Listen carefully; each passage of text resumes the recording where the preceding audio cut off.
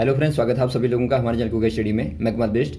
इस वीडियो के माध्यम से दोस्तों आपके यहाँ पर कराऊंगा पृष्ठीय क्षेत्रफल तथा आयतन का पार्ट नंबर 4, यानी कि दोस्तों आपको मिलेगा सरफेस एरिया एंड वॉल्यूम का पार्ट नंबर 4। इससे पहले दोस्तों इसके 3 पार्टों को हमने कराया है। यदि आपने उनको ना देखा हो तो उनको आप जरूर देख लें ताकि आपके पिछले वाले क्वेश्चन भी क्लियर हो जाएं।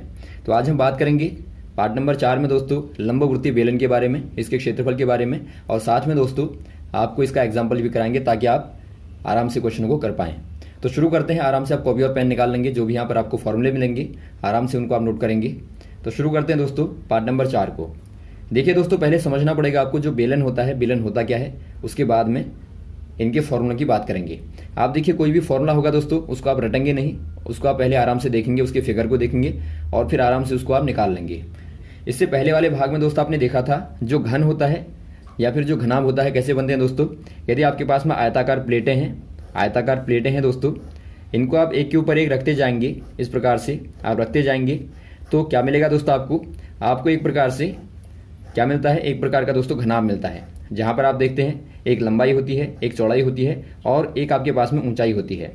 वैसे यदि आप वर्गों को एक के ऊपर एक रखते जाएं, आपने वर्ग लिया, वर्ग आपका चारों भुजाएं बराबर होंगी, तो यदि आप इनको दोस्तों एक के ऊपर एक रखते जाएंगे तो क्या मिलेगा आपको दोस्तों, आपको वहाँ पर मिलता है एक प्रकार का घन, यानी कि दोस्तों आपको क्यूब मिलता है यदि आप वर्गों को एक के ऊपर एक रखते जाएंगे। वैसे ही दोस्तों यदि आप सर्कलों को लें और सर्कलों को दोस्तों आप एक के ऊपर एक रखते जाएं, प्लेटों को इस प्रकार से आप रखें तो आपको क्या मिलेगा दोस्तों, आपको इस प्रकार की आकृति मिलती है। यहाँ पर आपकी मिलेगी ये आकृति मिलती है दोस्तों। इसी को आप क्या बोलते हैं, इसी को दोस्तों आप बेलन बोलते हैं।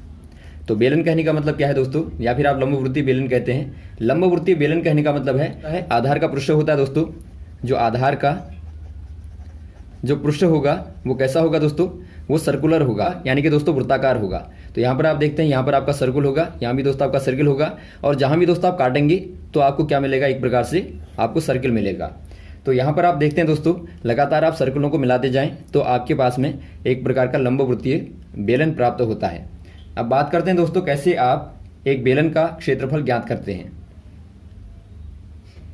दोस्तों यहाँ पर देखिए पहले हम बात कर लेते हैं वक्र पृष्ठीय क्षेत्रफल की, यानी कि दोस्तों जो आपका कर्व्ड सरफेस एरिया होता है उसकी बात करते हैं। कर्व कहने का मतलब होता है दोस्तों जो आपका बाहर वाला क्षेत्रफल होता है उसको आप कैसे निकालते हैं। यहाँ पर देखिए पहले आप एक आयत को लेंगे, माना दोस्तों आपने आयत को लिया, इस प्रकार का आयत है, इसकी लंबाई दोस्तों आप L मान लें, चौड़ाई को आप B मान लें। अब यदि आप दोस्तों इसको फोल्ड करते हैं, यहाँ से आपने फोल्ड किया और यहाँ से आपने फोल्ड किया, तो आपको क्या मिलेगा दोस्तों, आपको इस प्रकार की आकृति मिलती है। एग्जाम्पल के तौर पर दोस्तों इसको दोस्तों आप प्रैक्टिकली देख सकते हैं। यहाँ पर देखिए हमने कागज़ लिया, आप देखते हैं आयताकार है, ये लंबाई L है और ये चौड़ाई दोस्तों B है।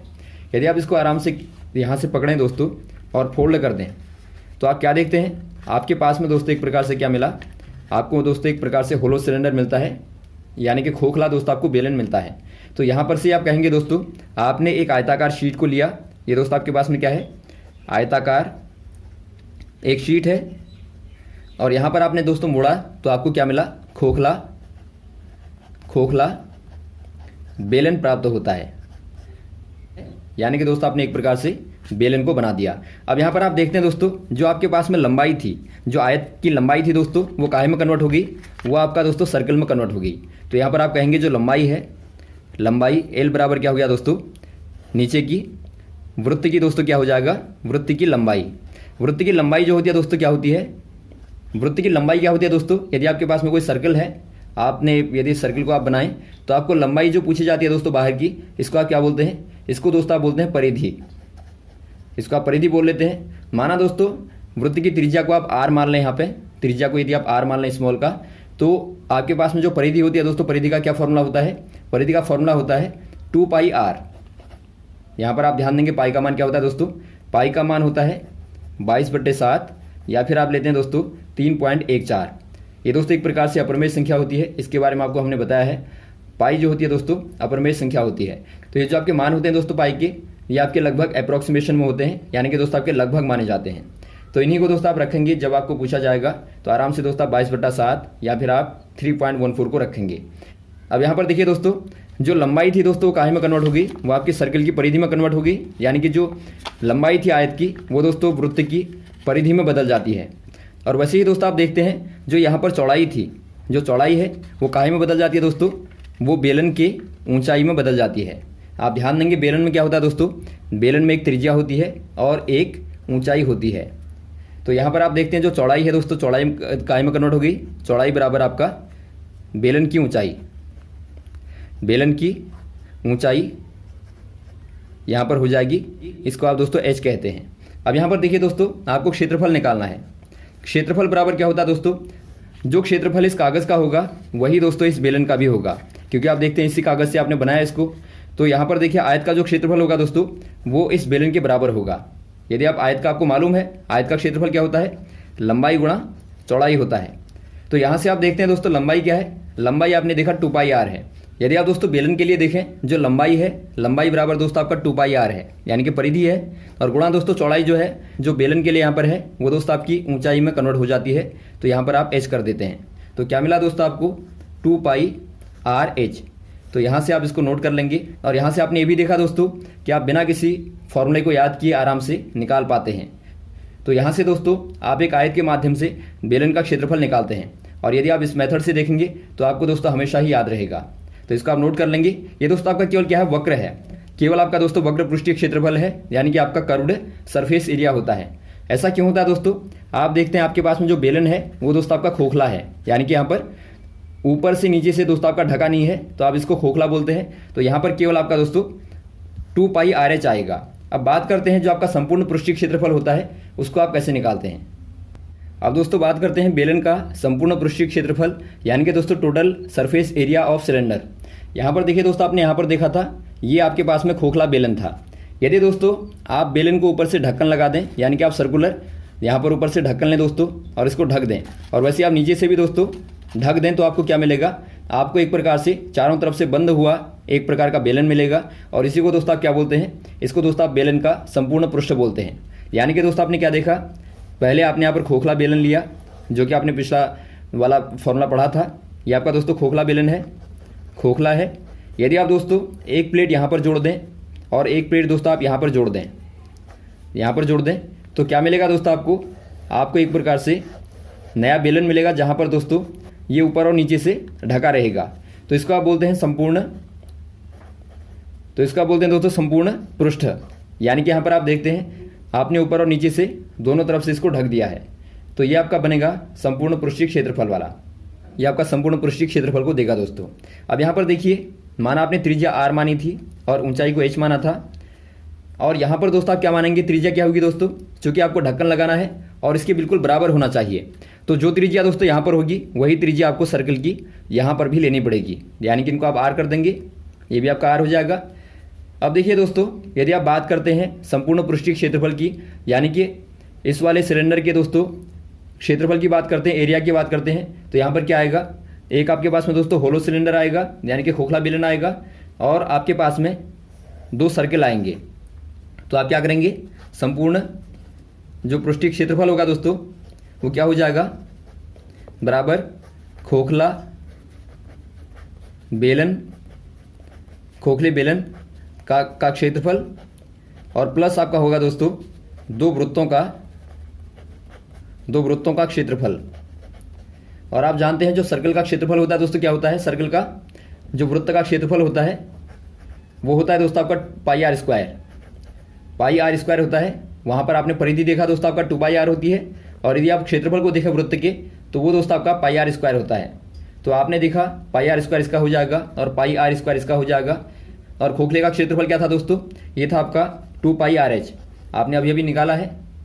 अब यहाँ पर देखिए दोस्तों, आप तीनों को जोड़ देंगे तो क्या मिलेगा आपको, 2πrh और प्लस आप कर देंगे πr स्क्वायर और प्लस कर देंगे आप πr स्क्वायर।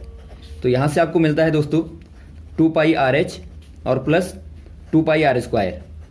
और यहाँ पर आप देखते हैं 2πr और 2πr दोस्तों दोनों में कॉमन है, तो इनको आप कॉमन ले लेंगे। तो यहाँ पर आपका 2πr बाहर आ जाएगा और अंदर बचेगा दोस्तों h प्लस r। तो यहाँ पर आपने क्या देखा दोस्तों, जो फॉर्मूला आपको मिलता है वो आपको मिलता है दोस्तों 2πr h plus r, 2πr h plus r। तो आप आराम से दोस्तों इसको निकाल भी लेंगे और याद भी कर लेंगे, हमेशा के लिए दोस्तों आपको फिगर के माध्यम से याद रहेगा। तो आपने संपूर्ण वाले को देखा दोस्तों 2πr(h+r) होता है, और जो आपका होलो वाला होता है वो आपका 2πr(h) होता है। तो यहाँ पर आप इनको ध्यान देंगे, और जहाँ दोस्तों आपको जो वाला फॉर्मूला लगाना है उसी को दोस्तों आप आराम से लगाएंगे। माना आपको कर्व वाला निकालना है, यानी कि वक्र वाला निकालना है, तो वहाँ पर आप दोस्तों इस वाले का इस्तेमाल करेंगे, और जहाँ पर आपको संपूर्ण वाला निकालना है तो वहाँ पर आप इस वाले फॉर्मूले का इस्तेमाल करेंगे। अब देखिए एग्जाम्पल के तौर पर एक क्वेश्चन को आपको बताते हैं, उसके आधार पर आपको क्लियर हो जाएगा। देखिए दोस्तों आपको क्वेश्चन दिया है, सावित्री एक बेलनाकार कोलिडोस्कोप बनाना चाहती है जिसकी लंबाई 25 सेंटीमीटर तथा त्रिज्या 3.5 सेंटीमीटर है। तो आपको बताना है आवश्यक कागज का क्षेत्रफल क्या होगा। अब दोस्तों यहाँ पर देखिए बेलनाकार कैलिडोस्कोप है, यानी कि आपको इस प्रकार का कैलिडोस्कोप बनाना है। तो नॉर्मली दोस्तों आपने कागज़ लिया होगा और आपने इसको मोड़ के बना दिया होगा। अब आप यहाँ पर देखते हैं दोस्तों ये क्या है, ये दोस्तों एक प्रकार से खोखला बेलन है, खोखला बेलन है। और जहाँ भी दोस्तों आपका खोखला होगा, यानी कि आपका आर पार दिखाई देने वाला होगा एक पाइप की तरह, तो वहाँ पर दोस्तों आप क्या इस्तेमाल करेंगे, वहाँ पर हमेशा ही दोस्तों आप वक्र पृष्ठीय क्षेत्रफल का प्रयोग करेंगे। यानी कि दोस्तों आपका क्या हो जाएगा, फॉर्मूला 2πr(h) होगा। और यहाँ पर आप देखते हैं जो h है ऊंचाई है, r त्रिज्या है, और यहाँ पर आपको क्या दिया दोस्तों, लंबाई आपको दिया है 25 सेंटीमीटर। दोस्तों यहाँ पर देखिए बेलन में जो लंबाई होती है, बेलन में दोस्तों जो लंबाई होती है, लंबाई को आप ऊंचाई ही बोलते हैं। तो वहाँ पर आप ध्यान देंगे, तो यहाँ पर आप दोस्तों कंफ्यूज नहीं करेंगे। यदि आपको लंबाई दिया है तो इसका मतलब दोस्तों आपको ऊंचाई ही दिया है, इसी को दोस्तों आप लंबाई बोलते हैं, या फिर आप दोस्तों ऊंचाई बोल लेते हैं। तो यहाँ पर आपको दोस्तों जो ऊंचाई दी है वो आपको 25 सेंटीमीटर दी है, और त्रिज्या आपको दी है 3.5 सेंटीमीटर। तो यहाँ पर आप इस्तेमाल करेंगे 2πr(h) बराबर क्या हो जाएगा, 2 गुणा y के स्थान पर 22/7 रख देंगे, गुणा r के स्थान पर 3.5, गुणा h के स्थान पर 25 सेंटीमीटर। तो यहाँ पर दोस्तों आपको काटने पर क्या मिलेगा, देखिए 7 पंजे 35, 0.5, और 0.5 गुणा 2 करेंगे दोस्तों तो आपको 1 मिलेगा। तो आपका क्या बचा दोस्तों, यहाँ पर आपका 22 गुणा 25 बचा। तो गुणा करने पर आपको देखिए 25 दूनी 50, 25 दूनी 50 और 55, तो 550 वर्ग सेंटीमीटर दोस्तों आपको कागज़ की आवश्यकता पड़ेगी, या फिर आप कहें दोस्तों सावित्री को कैलिडोस्कोप बनाने में इतने क्षेत्रफल कागज़ की आवश्यकता पड़ेगी। तो इस प्रकार से दोस्तों आप आराम से निकाल लेते हैं। वैसे ही दोस्तों यदि आपको इसको ऊपर से नीचे से ढकना होता तो वहाँ पर आप क्या इस्तेमाल करते, वहाँ पर आप दोस्तों 2πr(h+r) का इस्तेमाल करते, यानी कि दोस्तों आप संपूर्ण वाले का वहाँ पर इस्तेमाल करते हैं। तो इस प्रकार से आप आराम से फॉर्मूला का इस्तेमाल करेंगे। अब दोस्तों यहाँ पर देखिए जो आपकी नेक्स्ट वाली एक्सरसाइज आएगी दोस्तों, यानी कि जो आपकी नेक्स्ट वाली प्रश्नावली आएगी वो आपकी 13.2 वाली आएगी, और वहाँ सारे क्वेश्चन दोस्तों आपके बेलन के आधार पर होंगे। तो बेलन के वहाँ पर 2 ही फॉर्मूले इस्तेमाल होंगे। तो आराम से आप दोस्तों नेक्स्ट वाले पार्ट में देखेंगे प्रश्नावली 13.2 के क्वेश्चनों को। ओके, थैंक्स फॉर वॉचिंग दोस्तों। अब हम मिलते हैं आपको नेक्स्ट वाले पार्ट में। जय हिंद, जय भारत।